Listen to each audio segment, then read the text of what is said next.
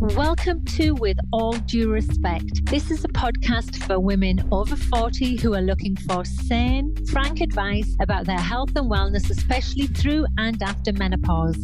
I'm Amanda Thebe, a personal trainer and nutrition coach, and the author of the best-selling book, Menopocalypse: How I Learned to Thrive During Menopause and How You Can Too. I'd love you to join me every week as I chew the fat with some fab guests on hot topics that directly impact you. I also know the power of conversation is lost, and there's nothing better than sitting down for a natter with your mate and putting the world to rights. And that's exactly what I'll be doing with this podcast. We'll really get to know my guests, warts and all.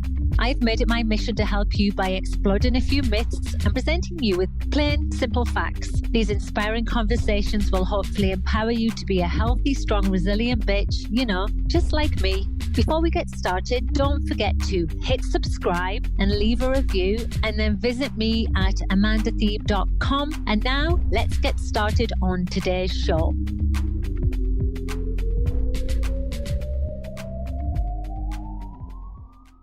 Hi everyone, welcome back to With All Due Respect. I'm Amanda Thebe. I am joined by Katie Fogarty today. Hi Katie, welcome to the show. Hi Amanda, I'm really excited to be here. Yeah, and so we've only recently connected, I would say, over the last couple of months, but I love Katie's approach and style, and I really am excited about getting stuck in today. So I'm going to first tell everyone a little bit about you, Katie. So you have a podcast too. So you're the host of A Certain Age, a podcast that shines an age-positive spotlight on midlife women and shares the smarts and sparkle of women ages 50 plus. A former journalist turned career coach, Katie's day job, helping job hunters create strong LinkedIn profiles. Oh, I might get you to look at mine actually, has taught her that not everyone is up for owning their age. One of the things I absolutely love about the work you do, and it sort of drew me to you when we first connected, was your aging out loud mentality. And now I'm like, oh, that's so good, because I'm always shouting out against the anti-aging narrative. I hate it.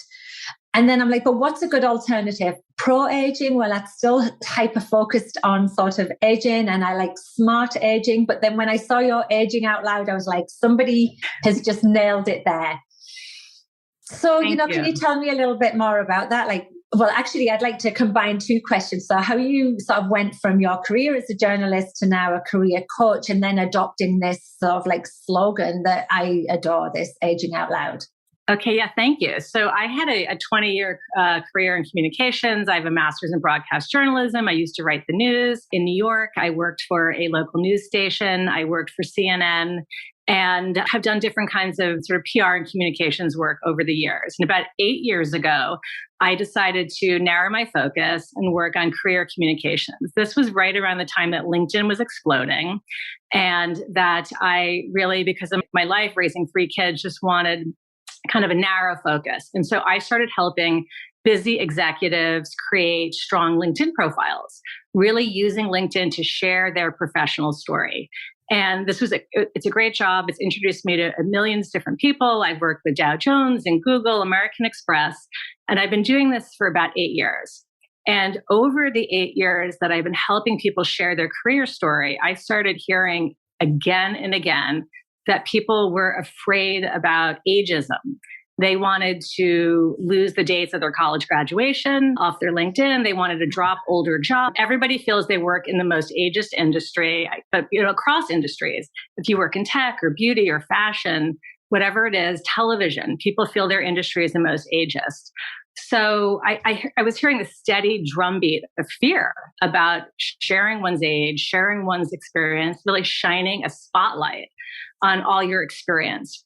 And so right around the time of the pandemic, I was, really starting to miss hanging out with people in real life, miss being with women. And I decided, like everyone around the globe, we were hunkered down in our house and lonely. And I launched my podcast to reconnect with women. It was something I could do virtually. And I really wanted to talk to women who were aging out loud. And I'll share a very quick story about the genesis of this. I was writing a couple of articles about careers, reinventing creative careers for people in their, in midlife, people who were over the age of 50. I was writing it for a particular website that focused on 50 plus people.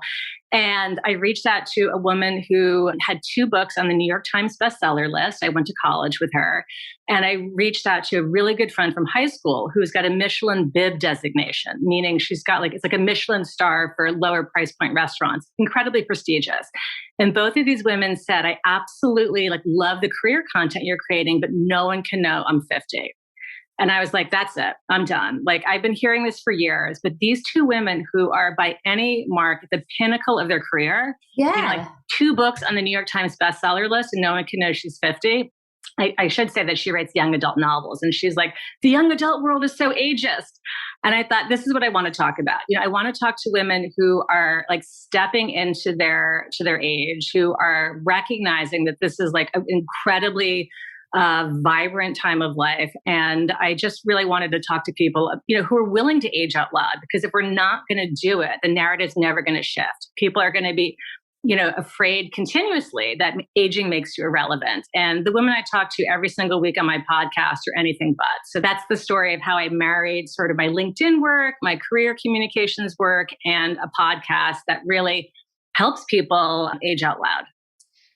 And it's really interesting that this isn't just women. I find that absolutely fascinating. The people that are fearful in their careers, I mean, I get that women unfortunately fall into that category. And I want to dig deeper into that in a minute. I didn't realize that men did too, because as far as I was concerned, I always think of men being revered for getting older and more distinguished in the workplace. And it makes me vomit. It drives me crazy, because I'm like, why is there such a disconnect? But you're actually saying that you've spoke to male professionals too that are concerned about, what happens when I start getting a bit older for my career. It's interesting. Absolutely. I would say that fears about ageism know no gender. It's really across, it's across genders. My podcast is for women in midlife, but my career communications work, I work with people across ages, across genders, and concerns about ageism, concerns about remaining relevant and marketable, start to occur earliest 30 and 40. People are concerned about whether or not they, can remain marketable in today's industry. And, we do see ageism. When you hear a couple years ago, Mark read from WPP, one of the biggest ad, agency holding companies in the world, basically said, nobody here is over the age of 30, and that's a good thing. And it was like, what? When you consider that women over the age of 55 are some of the most affluent consumers, at least here in the US, it's remarkable that people do not want to staff their companies with people that represent their consumers. So it's really, so I get it. But men are afraid of aging too. I hear this every single week from clients that I work with. And you just touched on a point there, though. That's exactly what I'm seeing. So, women in their 50s probably have more disposable income than ever before. And we're also open to ideas, right? But everything that's pushed towards us, I see, is typically ageist and sexist as well. And it's got this deeply entrenched message about thinness and youth, right? That's what I see as a consumer. Right? And I want to talk to you about how we fight back against that narrative. And I might just add as well that, I'm also now seeing that these ad companies are also now pushing towards the menopause market, and it just drives me crazy. So now we've got menopause specific shampoo, menopause specific face cream, and I don't know what's next, toothpaste. It drives me crazy because it's not really sort of evidence-based. It's just targeted again.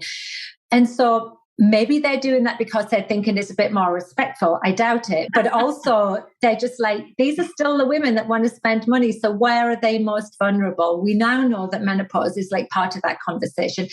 So what would you love to see, and how do we fight back against this sort of narrative that's there all the time? Because I'm sort of tired of it, and I complain about it, but I don't think that's enough.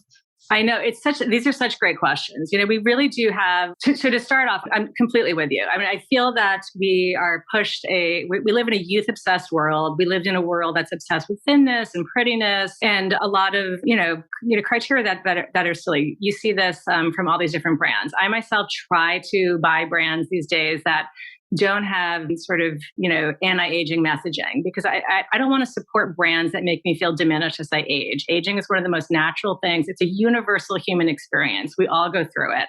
And I don't want to support brands with my money that make me feel bad about going through this normal universal experience. So having said that, I think there's a little bit of movement towards age diversity and body diversity. We've seen brands like Dove. I don't work in the ad industry, but I am a consumer, and I do love a women's magazine. So we do see that brands like Dove started embracing body diversity. You see brands like the bathing suit line Somersault that has models of all different sizes and shapes and colors on it. I see a beauty brand like Jones Road Beauty, which is a beauty brand that is for all women. It's not for menopausal women. It's for women across the age spectrum. And they feature like very dewy, beautiful 16-year-olds, but also silver-haired women. So it's so lovely and wonderful to see a brand that's, universal, choosing to feature women our age. So I vote with my dollars. I support brands like that. Having said that, I think I hear what you're saying about the commodification of menopause. I think sometimes this whole notion of self-care and wellness is just commodified. It's an attempt to sell women shit they don't need or make them feel bad about themselves. And so, it's tricky. On the one hand, I'm delighted to see more menopause companies springing up to offer solutions that women need to sort of navigate this transition. I think, dry vagina is real. Anyone who's listening to this, needs to understand that. And there are products that can help. There are products that can help with things like painful sex, even if you're not having sex. Actually, I had a hilarious conversation with a friend of mine who's like, all you do is talk about dry vagina on your podcast. I'm like, that's not true. But we were joking about how she was saying, like, we were talking about sex and intimacy. And she was saying, if my husband were ever to go away, I would never have sex again. And she kind of laughed. And I'm like, dry vagina is for everyone, even if you're not having sex, because women get urinary tract infections. It's the leading cause of hospitalization, I think, among much older women. You need to take care of yourself for the long haul. So I'm going to stop saying the word dry vagina, but I'm excited that companies are recognizing that every single woman on the planet goes through menopause, and at a variety of ages. Some women go through it younger for hormonal reasons, or they may be experiencing early menopause for surgery. This is something that's common. It's going to be in everyone's future, and I'm delighted that there are products that care for us. But I hear what you're saying about perhaps it is just sort of the buzzy. In fact, I had a guest on my podcast the other day. I'm like, is menopause trending? Is menopause finally buzzy? Do you know what? That I was reading stats in Forbes that said it's now a $600 billion industry. Menopause on itself. And I'm like, that does not surprise me. That does not surprise me, because when you think about, the population of the world, it's more than 50% female, and everyone is going to go through menopause. And I'm joking about dry vagina, but there are things that, what I think is important is less about the products, and it's more about the education and the message and the words they use. And I think that that's where I come from. Like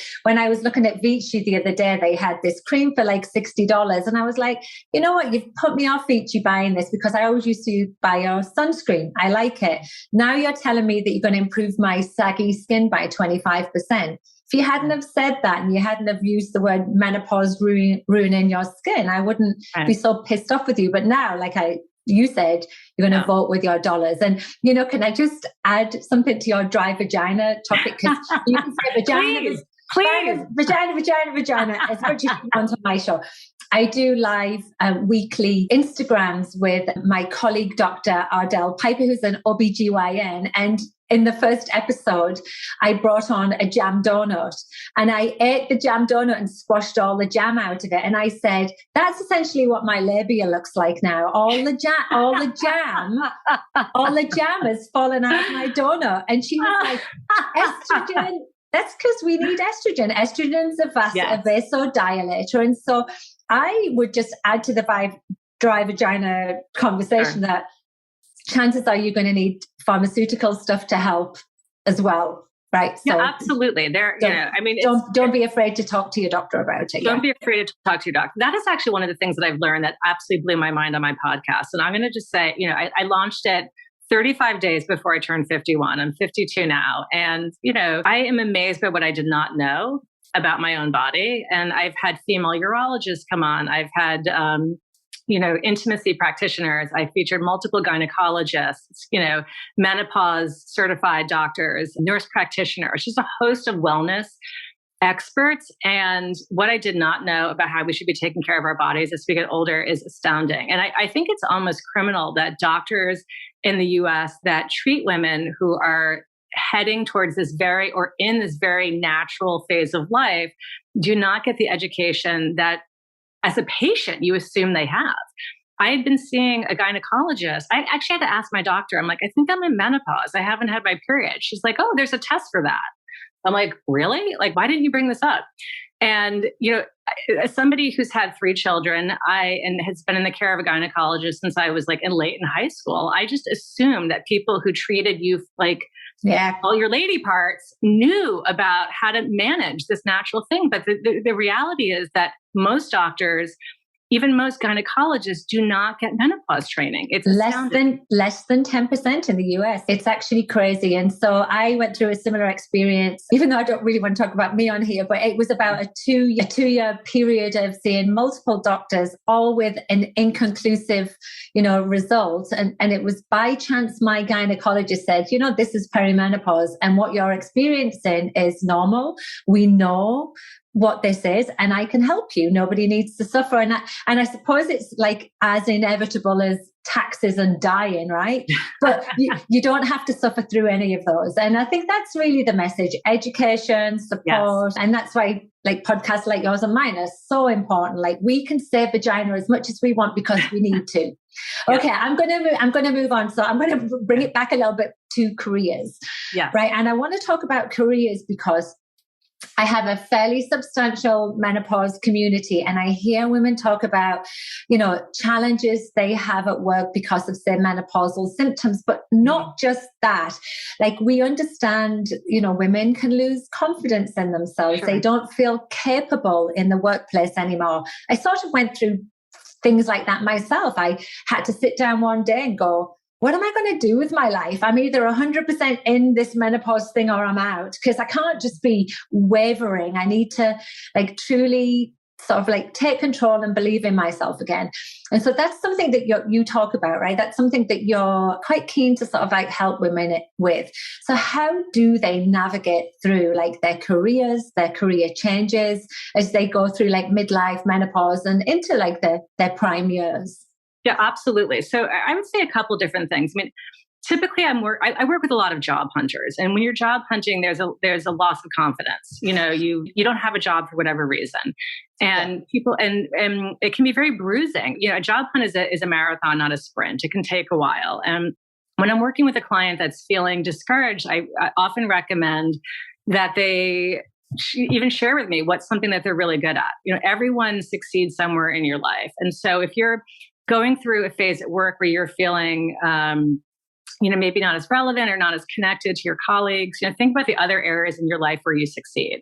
Maybe you're an incredible, marathoner, you raise funds, you sing in your church choir, you can knit, which I can't do. I've tried. Well, I can. I'm the knitter. Yeah. At a very sort of basic level, I would encourage anyone who's going through a period of feeling down to just take an inventory of your life and where you succeed. And it could be in relationships. It could be in all sorts of areas. Work is very, career is not everything. So where else you succeed in your life and focus on that to a degree. But that's just sort of a mindset shift. But if you're looking to reinvent your career, if you're looking to remain relevant and marketable, which by the way, everyone who's listening to this should, we are going to live on average 30 years longer than our great grandparents did. In the US, we're on track to have more people over the age of 60 than under the age of 18 for the first time in the history of our country, right? We're living longer, fitter lives, and we want our bank accounts to keep up with us. I mean, we need to remain relevant, employable, and marketable. And I would just encourage everyone who's listening to recognize that this is on you, right? Only you can make you can rail against, the patriarchy and systematic, sexism and ageism because it's all there. There's a lot to be annoyed with and upset and enraged by. But if you want to remain relevant and marketable, you have to put the work in. right? So you need to figure out what are the jobs of the future, what skills do you have, what skills do you need to acquire, and you need to put the work in to make sure that you're keeping yourself relevant and you're keeping yourself marketable. So I would start with that. You can do strategic if you're looking like, well, okay, that's well and good, but like, how do I pivot into my next act? You can do some strategic volunteering. You can look to, if you are in, if you're in finance and you want to make a move into the nonprofit world, maybe you could bring your, CPA skills to a nonprofit and get some nonprofit experience. So people are always willing to accept volunteers with skills. So you can strategically volunteer in a way that builds an on-ramp to a new opportunity. I would say anyone who's listening to this that's thinking, I still need to work for a few more years, I don't want to panic you, but you should start to think about what your exit ramp is. What is going to be your next act? Because even though, it is still possible to get hired and remain in sort of a traditional corporate work world, eventually it makes sense to start to build your next opportunity. I have women who've come on my podcast that talk about this a lot. I had a lawyer who reinvented as a novelist. I had a stay-at-home mom who launched an events company after 13 years as a stay-at-home mom. It's now a multi-million-dollar events company. I mean, she inventoried her skill set and realized that during her 13 years as a stay-at-home parent, she had built up an incredible base of knowledge about how to run nonprofits, how to run fundraisers, and she monetized it. So I would say these are just two examples. Somebody who's been home, somebody who had a job and then started, writing for magazines before she published her book, and now, selling like TV rights. So there's always an opportunity to look into the future and say, what do I want to be doing, and start to lay tracks to get there. And I think that's really great advice. And the thing that I want to like just zoom in on is the thing you said about lived experience. I think we disvalue that as women. Like, we're in our 50s, most of us lived a very full life, and that counts for something. And I mean, in other cultures, that's revered, right? And there's no reason why moving forward in our careers, we can't sort of build on that lived experience. And I think that I always was concerned about not being relevant and not being heard. And I've totally breached that now. And I've breached that because I think personally, that was menopause for me. Mm-hmm. It was such a terrible experience for me in perimenopause, and 3 years post-menopause now has given me way less fucks than I ever had before. I'm just like, I understand what my strengths and values are now. I understand what I can contribute. And I think that also comes with wisdom, right? Absolutely. I mean, yeah. I think that I'm a total believer that getting to midlife gives you confidence, because no one has gotten to this age. No one has made it to, 51, 52, 53 without having gone through something hard. So every single person who's listening to this has already made it through something incredibly difficult and challenging. And you need to take that resilience and let it power you into what's next, because you can. You can reinvent. You can, take a long simmering dream and make it a reality. You can build a bridge to what you want in the future. I mean, it's eminently possible. I talk to women every single week who are doing this. I just featured a woman this week who was fired at 50. She, from a job that was her identity, it was incredibly bruising, and she reinvented it as an artist and an author, and she's a motivational speaker. I mean, women do this every single day. And I think sometimes people think, well, that's fine for other people, but and I'm here to say that's not true. Every single person who's listening to this show can realize the dreams that they want. Yeah, and I think that it's typical and pretty normal to add limitations onto our mindset. I think that just is normal, like to say, I'd like to do that, but I don't know how, and I don't know how to put this in place. I mean, I've been there myself as well. I understand that. But that's where people like you can come into play, right? You can get guidance from people, and they can maybe, for me, I had an experience where somebody said to me, why don't you do this with your life? This is what your strengths are. And honestly, I'd written a book, of course, that was like one of the foundations of my work. But they were like, your strength's definitely your talking ability, not your writing ability. Not that my writing's shit or anything, but I just find it a more relaxed platform to be having conversations. Sure. And so my work organically has now gone towards more speaking events and more corporate speaking and the podcast and things. That's just one example of how working with something that I already have is been beneficial, right? And a level of expertise in a particular topic. It can be about anything. And I just think that placing limitations on ourselves is normal, but it's because we can't see everything in front of us. Sometimes somebody else has to see that for us. Absolutely. I mean, I love what you said too about just, you can't see everything in front of you. Like you can't see the stair at the top of the staircase when you're putting your foot on it. So at the very You know why you can't? Because all the laundry's still on the stairs because your damn lazy kids didn't pick it up. And anyway. It sounds like my staircase. My staircase is like, it's very hopeful. It's full of things that I hope other people are carrying to the top and they don't. But, I think also, the power of micro steps. I mean, you have a podcast now, you have a book. You didn't start there. You started with something very, different and smaller. And when I have 3 kids, my oldest is 21, my youngest is 14. I've been in and out of the paid workforce twice, different times when they were young. I took breaks and I returned. Re-entering the workforce is not hard. Reinventing yourself, if you've had a 30-year career in something, is not easy. I mean, so what I recommend is just taking these small baby steps because they ultimately get you places. And I've done this myself. When I first, I've gone into Google to present about LinkedIn to senior executives there. I spoke at the American Express Small Business Summit. Guess what? When I first started 8 years ago, I was doing these for people I knew, friends and family, at a very reduced rate. I built up a portfolio. I started very tiny and it grew and it grew and it grew. And so you don't have to know where the end is to get started. And I think that sometimes we discount the power of micro steps. Just take those tiny little steps because ultimately they put you on a path to something that can look very different once you're on it. I believe that for every part of your life. In fact, that's sort of what I built my book and my coaching philosophy on because it's worked for me. And, I've done behavioral science work as well. But the idea that we work on the process, not the outcome. Ideally, we have an idea what the outcome is, but the process is usually more important than the outcome because it's what we do to get there that matters. And so I love that this is applicable to career change as well, or, career direction as well. Yeah, absolutely. And I think that idea of just, of getting going and getting in action helps build that confidence that we talked about. So for women who are sitting here thinking like, this sounds hard, or like I feel daunted, I'm not sure how I pivot into my next act. Just by getting going and having small incremental progress really gets you excited and sort of fuels you to continue. And, and by the way, things take you in strange places. I wound up, when I first started doing my consulting work with clients, it was individual engagements. And then I hit it off with a number of them and they invited me into their companies to help train their teams.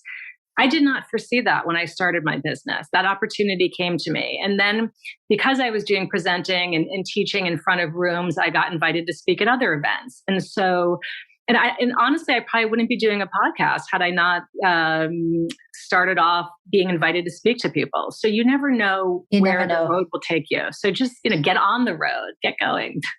And yeah, I highly recommend a certain age podcast for women listening to this because it's an inspiring podcast and that's what women need, right? They need to believe. And, one of the, as we come to the end of this conversation, one of the questions I want to say to you is that, I obviously am around menopausal midlife women a lot.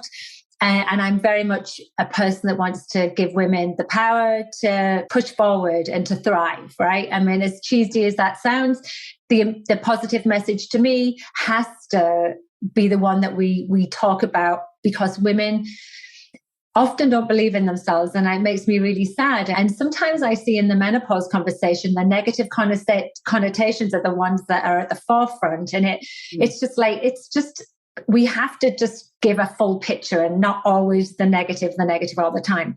And so one of the things I would like to ask you as we finish is that, I want to, because of your podcast and speaking to all of these experts and then just your work, how have you seen the menopause conversation evolve over these, say, past 5 or 6 years? And then what sort of words of wisdom would you give to a woman in midlife as she sort of is like looking down the eyes of the next 30 years? Right. Well, I think I've seen the menopause conversation evolve since I launched my podcast 2 years ago, even. I mean, there are more companies that are looking to serve this market. And so there are tremendous resources out there. I'm a big fan of Kindra. I'm a fan of Electra Health. They're a wonderful education platform. There are a lot of companies doing menopause right. And, I would say go find some of those companies. So go find the educational resources. There are books like yours. There's a ton of wonderful resources, which I'm really happy about. What I would say to somebody younger, I would say find yourself a menopause support team.